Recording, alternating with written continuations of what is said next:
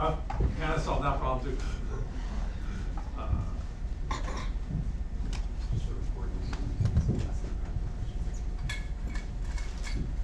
We're not allowed to shout. Remember that was slide 3 of the beginning. All right. We'll go this way and then I'll come back. Well, thank you all for some great presentations. So I'm Nicola Oliveri from UC Irvine. I wanted to ask about one source of data that hasn't, or a source of measurement perhaps, that hasn't come up.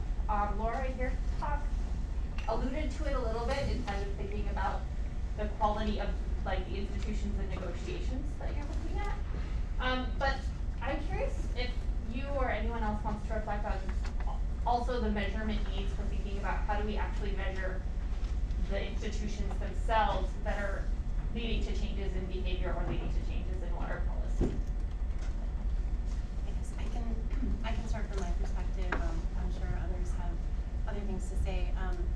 That's both a fascinating area of economics and also really important. And one of the reasons that I'm able to see something about tribal negotiations is because of the federal trust relationship between the U.S. government and tribes, and because of the history of Federal Reserve water rights, which goes back to 1908, and then before that, the establishment of reservations.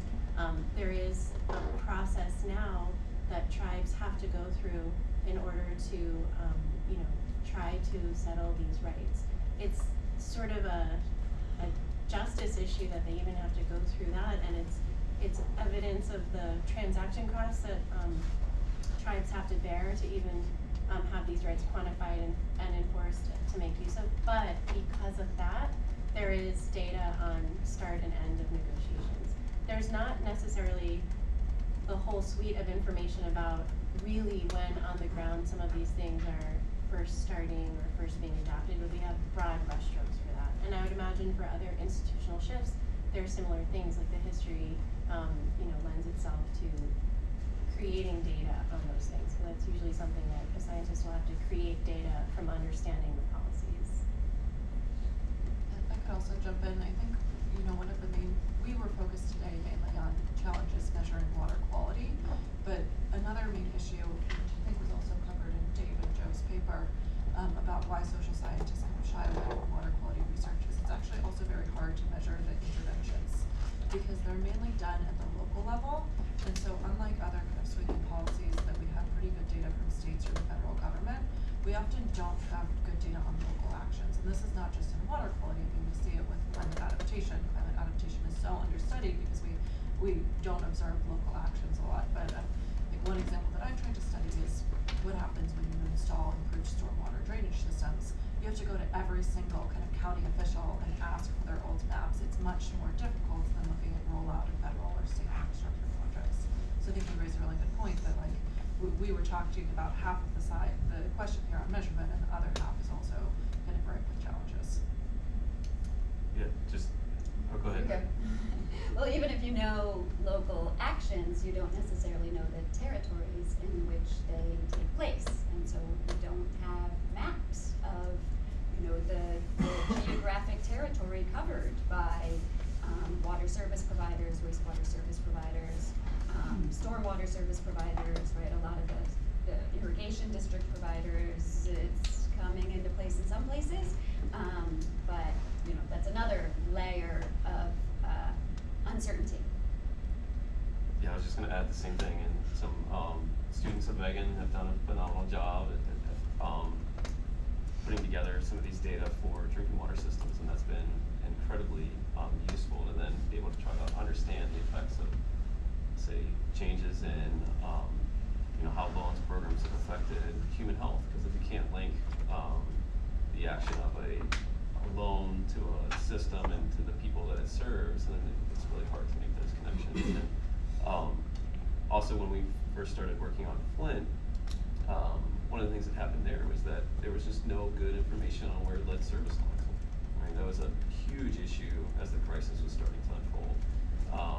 And I think that now there have been efforts to try to improve measures of where those lead service lines are, other things along those lines, but still, I think still pretty, far back on what can be done, and other issues with water quality, non-point source pollution. Like, I would love to see information on tidal drainage districts and in the Midwest, because those would be super important and interesting to study as well.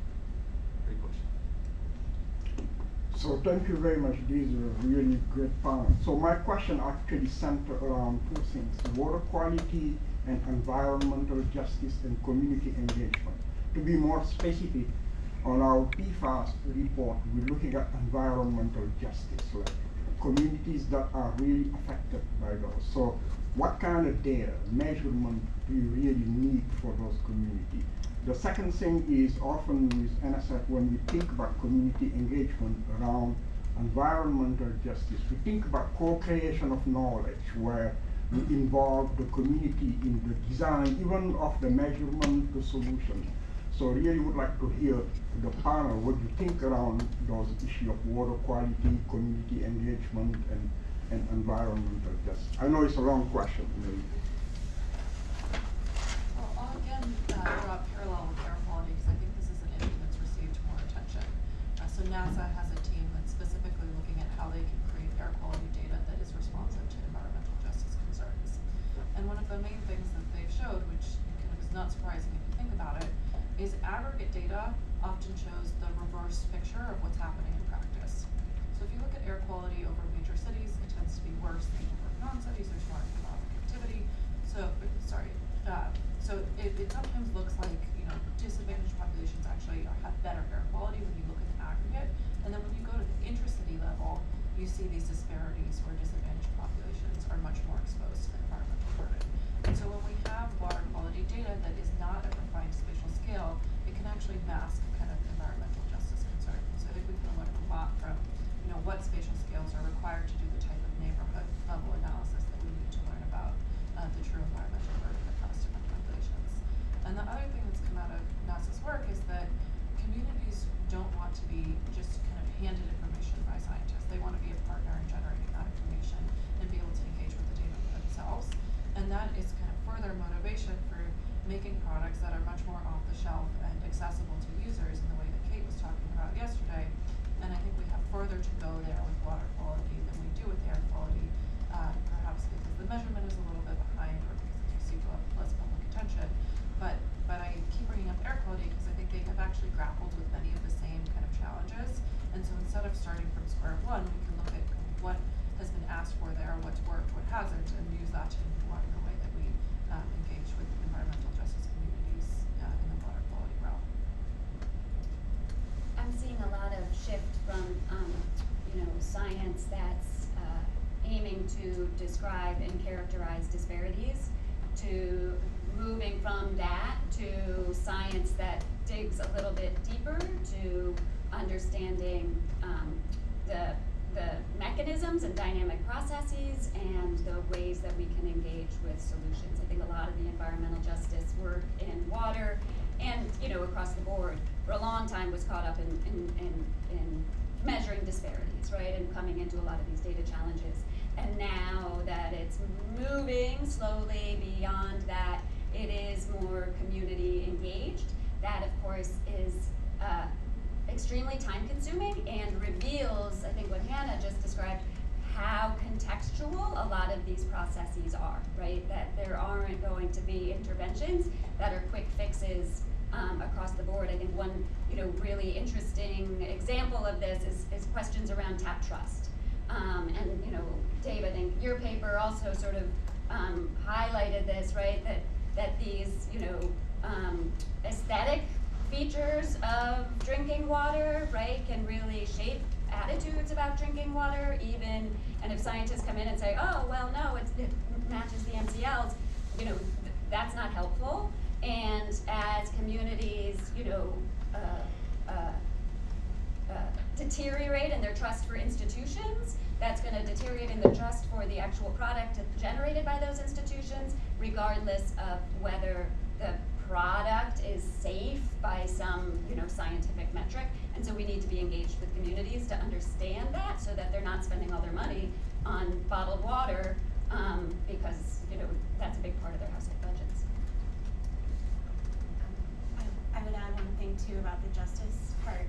I think about this a lot because of the nature of my research, and I think that as a first pass, a lot of the justice issues are baked into the measurement problems because we have measurements in areas where there's money and an impetus to create them, and less so in other places. And then, you know, this gets at some of the. I think it's interesting to think about institutions because it's not just maybe different levels of trust in institutions, but we have different institutional processes sometimes for different types of communities. So, you know, using the tribal case of water, for example, tribes have to go through a significantly different and much costlier process to just have their property rights protected than, say, an irrigation district. And, you know, economic history has been able to lend in the creation and mapping of some of the historic archives and data from there to at least show the difference and be able to start to assess how this can create different costs and different sort of dependencies. And then with costs, you often find, I think some of the empirical work on environmental justice can also really help just show in black and white the different costs that different communities face. So, you know, for example, the cost of water on the Navajo Nation in some parts is vastly different than, say, in Tucson, Arizona, because they rely literally on hauling water in pickup trucks in and out of the community. So, you know, there are very different pictures that the sort of nuance of data can help build up, but also building up of the empirical suite of information from the institutions is really important too, to help showcase empirically the different scenarios so that policymakers or the public can be more salient in them. So can I add something? So I think this justice issue actually is very important at the individual level for two reasons. One is that the information exposure to the public are very different between water and air. So we know that what's PM level, AQI level from this user report from our apps, but we don't have apps that monitor water quality of our drinking water. So that means individuals need far more information or professional knowledge to learn what is the water quality. And the second is that this individual avoidance behavior for water and for air is the expense are quite different. So if you want to install some filter in your home to filter water, it's far more expensive than this air stuff. So there are inequality by nature, but also there are some public information issues. Right, last question.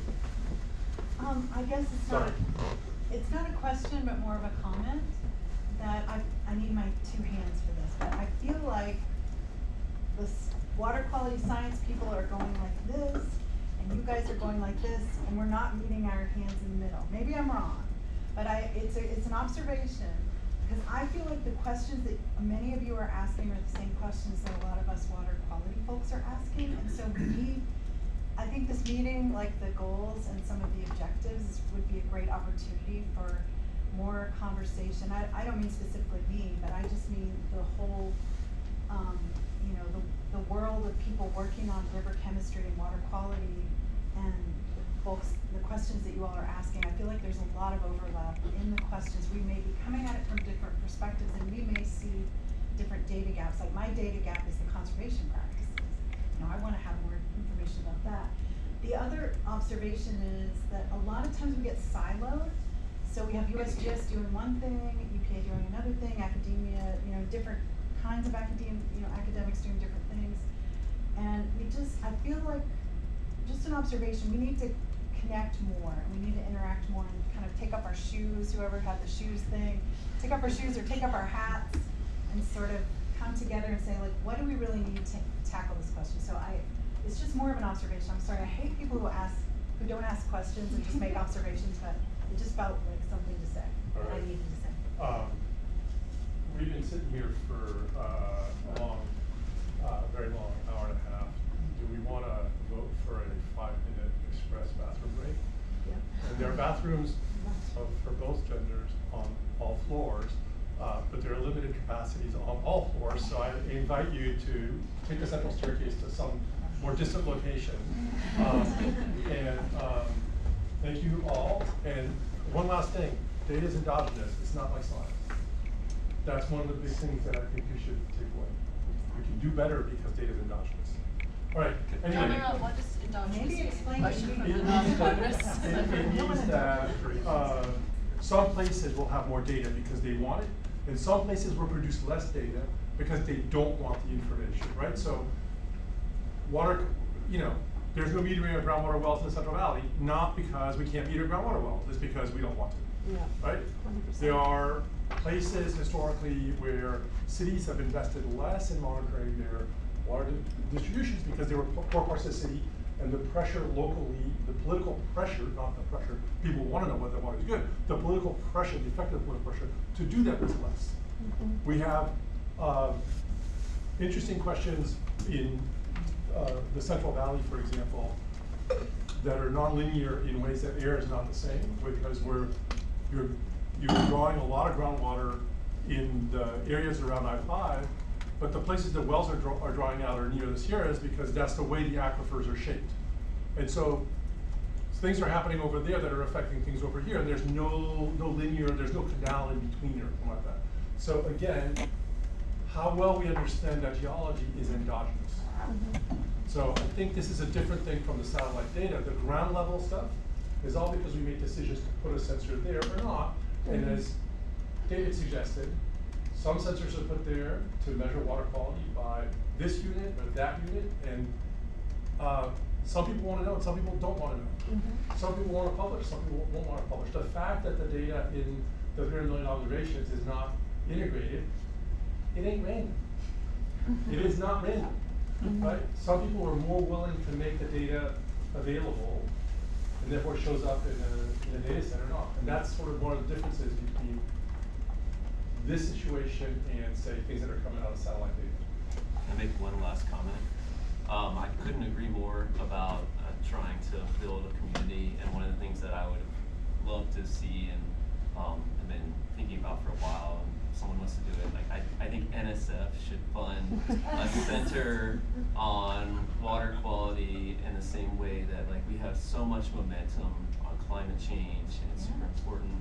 There's a lot of momentum on air, but I really feel like we need a big national center that's focused on science and policy together on water. So I'll tell you what, put together a proposal. You can send an SEC proposal, an ERC. NSF does not, we don't have priority. We have we want the community to come with their best ideas, and it goes through peer review. So you want to pull people here, think about an STC center, that's your opportunity. All right, on that note, see you back at 11:05.